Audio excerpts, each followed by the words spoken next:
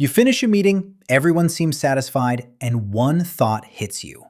What if they finally realize I do not belong here? That fear can feel convincing, but it is not always telling the truth. Reading imposter syndrome at work means learning what the feeling is actually pointing to. Sometimes it points to normal growth. Sometimes it points to a real skill gap. And sometimes it points to a job or environment that genuinely does not fit you. Imposter feelings happen when you doubt your competence, fear being exposed, and explain your success away, even when there is evidence that you are doing well. The key detail is not just self-doubt. It is self-doubt that ignores evidence. Everyone feels unsure sometimes. Imposter syndrome is more specific. It sounds like, I only got this job because they made a mistake. Or, that project went well only because I got lucky.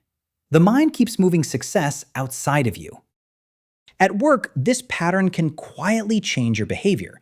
You may over-prepare for simple tasks, avoid visible opportunities, hide questions, or work late to prove you deserve your seat. The cost is not only stress, it can also shrink your career choices. Think of your mind as a courtroom. Imposter thinking acts like a harsh prosecutor. It collects every mistake as evidence against you, but dismisses every success as luck, timing, or help from someone else. The trial is unfair before it begins. The first reading skill is to ask, what evidence would change my mind?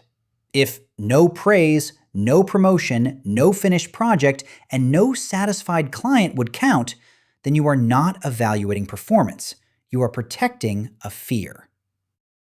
Now, separate imposter feelings from normal learning discomfort. Learning feels awkward because your brain is building new patterns. You may be slower, ask basic questions, and need feedback. That does not mean you are a fraud. It means you are in the messy middle of skill building. A new role is like starting a workout plan. Soreness is not proof that your body is broken. It is information that you used muscles in a new way. Workplace discomfort can be similar. The signal is real, but the story attached to it may be exaggerated. Growth discomfort usually improves with exposure. The second presentation feels easier than the first. The fifth client call feels clearer than the second. You can name what confused you, and you can see small progress after practice, guidance, and repetition. Imposter thinking has a different flavor. Progress happens, but relief does not last. You finish one hard task, then immediately raise the standard. You receive good feedback, then decide the person was just being nice. The finish line keeps moving. If this kind of workplace psychology helps you make better career decisions, consider subscribing. The goal here is not to give you motivational slogans. It is to help you read your work life more clearly, so your confidence is based on evidence, not guesswork. A skill gap is different from imposter syndrome. A skill gap means there is a specific ability you need, and your current performance is not yet meeting the role's needs. That is not a character flaw. It is a practical problem that can often be trained.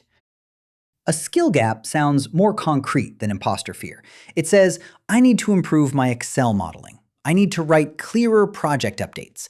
I need more practice handling difficult customers. Notice the difference. It names a skill, not a secret identity.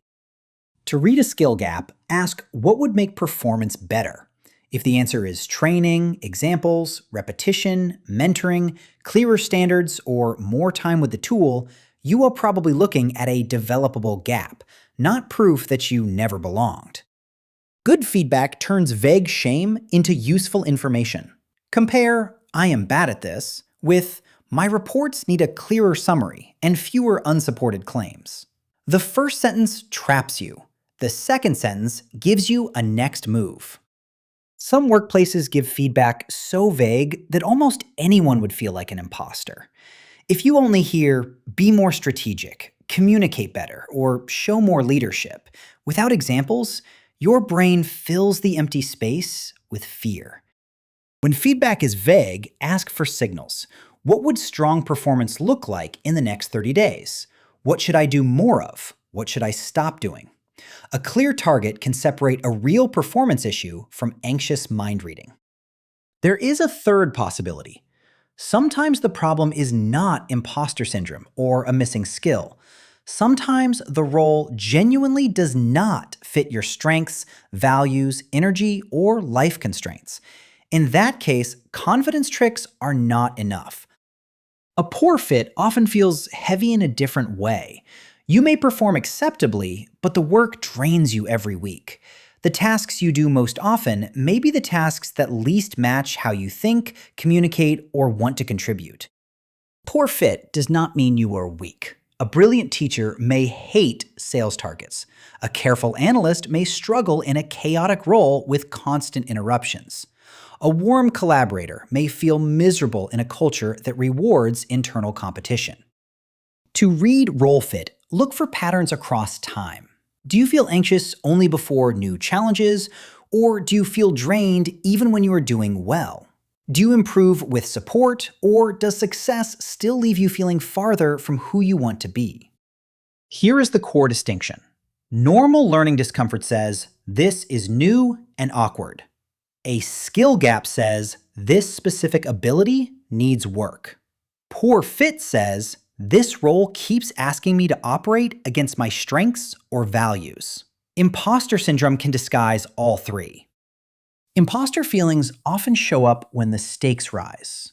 A promotion, a new company, a more senior room, or a public project can make the gap between your private doubts and your public responsibilities feel huge. Visibility amplifies self-scrutiny. Work also gives you unfair comparison material. You see other people's polished presentations, not their messy drafts. You see their confident answers, not the notes they study beforehand. Comparing your backstage to someone else's finished performance will distort the picture. Perfectionism can feed imposter thinking. If your standard is never needing help, never making mistakes, and always being the fastest learner in the room, then ordinary human learning starts to look like evidence against you. Many people dismiss success because they received help, but work is built on help. Teams, templates, managers, documents, and tools exist because complex work is not supposed to be done alone. Getting support does not erase your contribution. Instead of asking, did I do this completely alone? Ask, what did I contribute to the outcome? Maybe you clarified the problem, coordinated people, caught errors, learned quickly, or delivered under pressure. Contribution is a better measure than isolated heroics. One practical tool is an evidence file. Save specific feedback, completed projects, problems solved, skills learned, and moments where your work helped someone. This is not vanity. It is a record you can review when fear edits your memory. Also track the fear itself. Write down what you predicted would happen, then what actually happened. Over time, you may notice that your alarm system is loud, but not always accurate. Patterns are easier to challenge when they are visible. Confidence becomes healthier when it is calibrated. That means you can say, I am strong at this, still learning that, and need help with this part. Calibrated confidence is not pretending you know everything. It is knowing where you stand. Imposter feelings grow in secrecy. A trusted manager, mentor, peer, therapist, or coach can help you compare your inner story with outside evidence. Choose someone who can be honest and kind, not someone who only dismisses your concerns. Be careful not to turn every workplace problem into a personal flaw. Bias, unclear expectations, poor onboarding, constant criticism, or a culture of blame can make capable people feel unsafe. Sometimes the healthiest reading includes the environment, not just your mindset. Once you read the signal, respond by category. For learning discomfort, practice and repeat. For a skill gap, get training and clearer feedback. For poor fit, explore role changes. For imposter thinking, collect evidence and challenge the story. The goal is not to never feel uncertain again. The goal is to stop treating uncertainty as a verdict. You can be nervous and competent. You can be learning and valuable. You can need support and still deserve the opportunity in front of you. So the next time the imposter voice appears, do not argue with it blindly, and do not obey it automatically. Read it.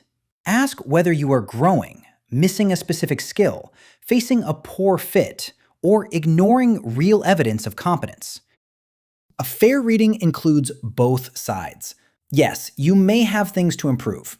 Everyone does. But improvement does not cancel achievement. If you can hold your gaps and your evidence at the same time, you are no longer trapped by the imposter story. If you have a workplace situation you want help reading, share it in the comments. Is it learning discomfort, a skill gap, imposter thinking, or role fit? And if you want a future video on a related career question, suggest the next topic below.